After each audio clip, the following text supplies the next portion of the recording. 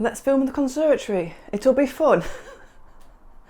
So today I am going to talk about selfish knitting. It's something I've been thinking about for a long time, just about like how ridiculous that statement is. Like, selfish is such a horrible word. I've heard knitters refer to themselves as, oh, I'm a selfish knitter, as if it's the most normal thing in the world. You know that the word selfish is like a nasty word, right?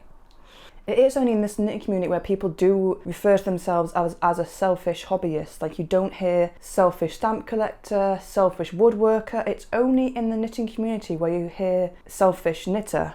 So my next favourite thing after knitting is cycling, and I only cycle alone, and no one's ever called me selfish for that. You know, you probably could, to be fair, because I don't want to interact with other people on a bike ride. It's my me's own time.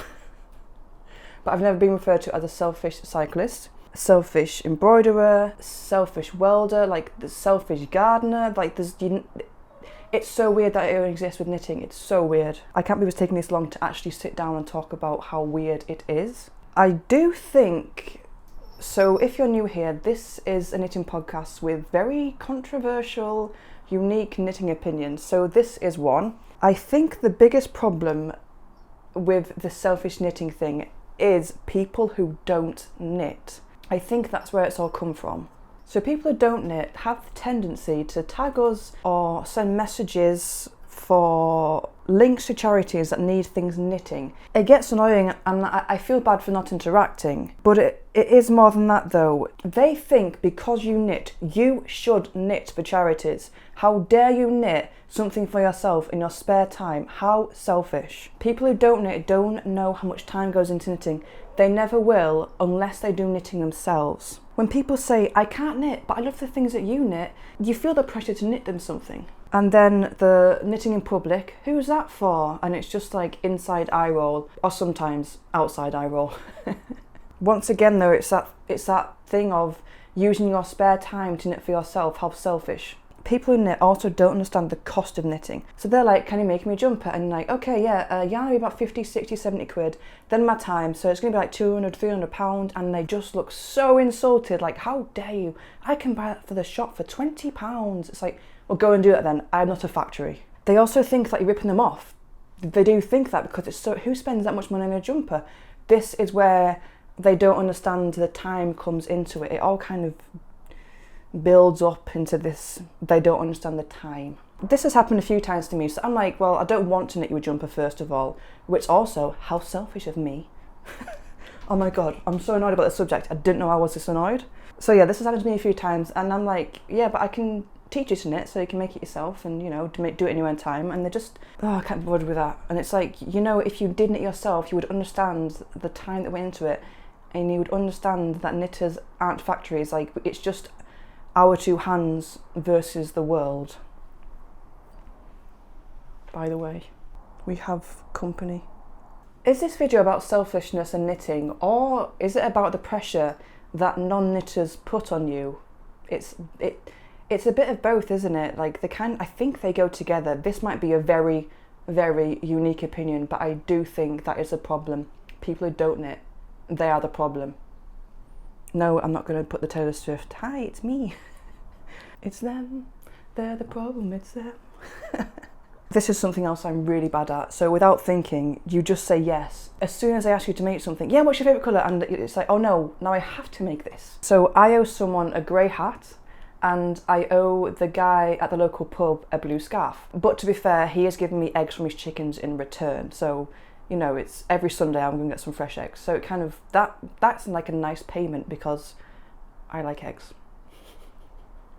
The big one is Christmas. Like, the term selfish knitter gets thrown around so much that time of year. It's just, and even before that time of year, you feel the pressure yourself because you know that Christmas is coming. You feel the need to make something for everyone, even people you don't like, because they're close to your family or they're a co-worker.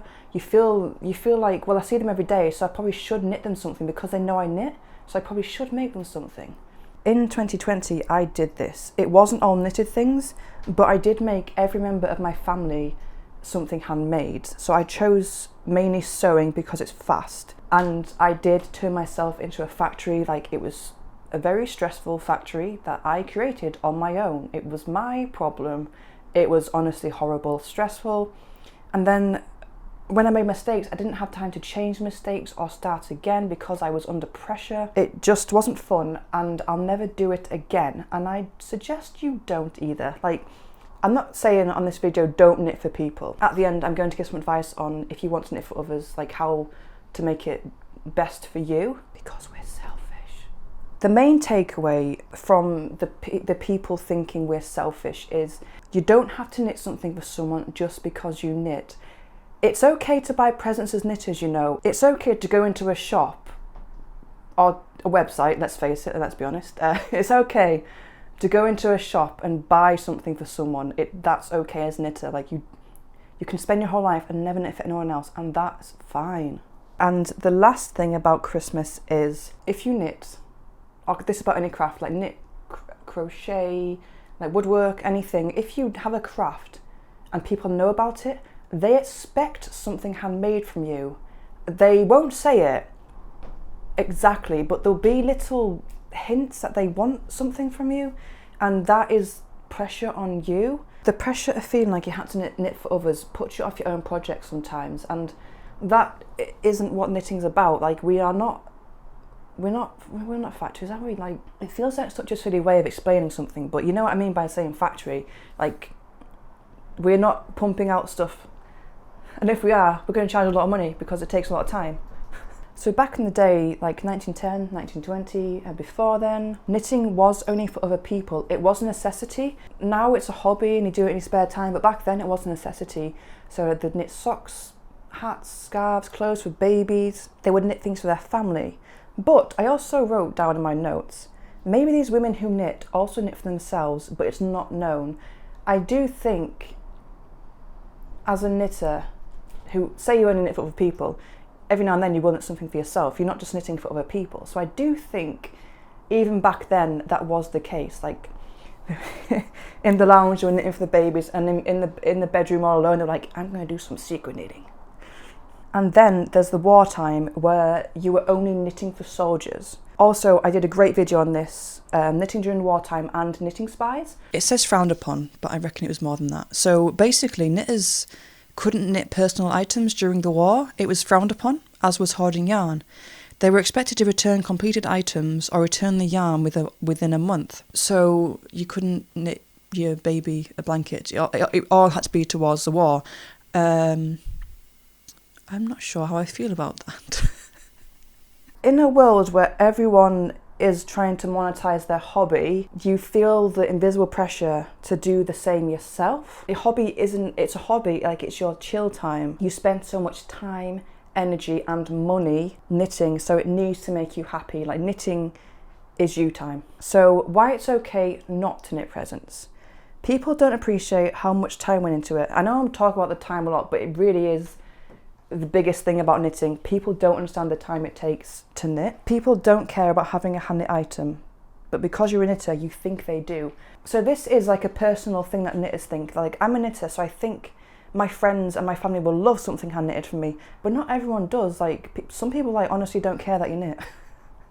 I said it, right? Some people don't care at all that you knit. Like, so, you know, not everyone appreciates hand knit things, and not everyone appreciates like handmade gifts. Like, it's not a thing that you have to do because you craft. Like, you don't have to knit gifts. It's just.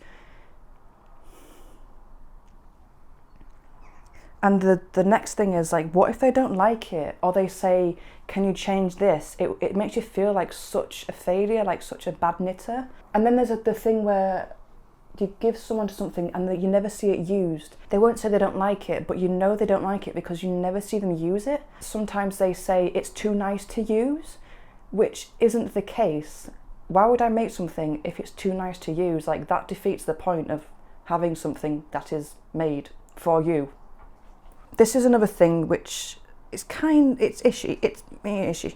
So people don't know how to take care of knitted items. It depends what yarn you use, doesn't it? But if you get a hole in it, they won't know how to fix that. But then, I don't know why I wrote that down actually, I don't really believe that. If you're friends with them or whatever, you can just say, oh, the blanket maybe has got a hole in it, do you mind patching it up? And you're like, oh yeah, of course, thanks. Like, thanks for letting me know, thanks for taking care of it as well. So yeah, actually, I don't believe that last statement at all. So if you do want to knit gifts, I've made like a little list of things. I've made a list of advice. So the first one, which is like major, is make a knitter a gift. Knitters rarely ever receive knitted gifts, and when they do, it's so joyful. So my mum, this is her Humphrey, like it's a pattern she's made herself, and she's made everyone in the family one apart from me. And then she was going to give me the pattern a few times, and I was like feeling left out, and then all of a sudden she just turns up with this Humphrey she'd made me, and it made me so happy. It was just so good. Because you're a knitter, people tend to buy your knitting books or a knitting kit. It is so nice to receive a knitted gift as a knitter, because you know how much time has gone into it, you appreciate it, like all the things non-knitters appreciate, you appreciate. It just makes it that much more special receiving a knitted gift as a knitter. So the next piece of advice is, if you're going to knit something for someone, don't use fancy smancy yarn. Like, use acrylic yarn. It's easy to wash. It can go in the washing machine, and some of them can go in the tumble dryer. You can make someone a present and be like, I made you this. Like, no instructions, enjoy, destroy it, like wear it to death. I don't think I've ever knit something for someone and been like, you can only hand wash it. You can't wash it at all. You must wash it with a wet sponge. Like, that, no one wants that. Even I don't want that. The next piece is to knit things throughout the year. So have your personal project and then have like gifts on the side. So through the year you can knit hats, scarves, toys, and have a box of these things ready to go. So then you're not on the pressure on a deadline. So it's someone's birthday, oh, they might like that hat, and you just get it out and it's sorted. And the thing with that is, because you're doing it throughout the year and you're not on the deadline, if something goes wrong or you don't like it, you have time to change it, which is very important, because when you're a knitter, it's the same as being an artist. Like, you see your flaws in everything you make. Even if someone thinks it's perfect, you're like, well, that stitch is dropped or that stitch is dodgy.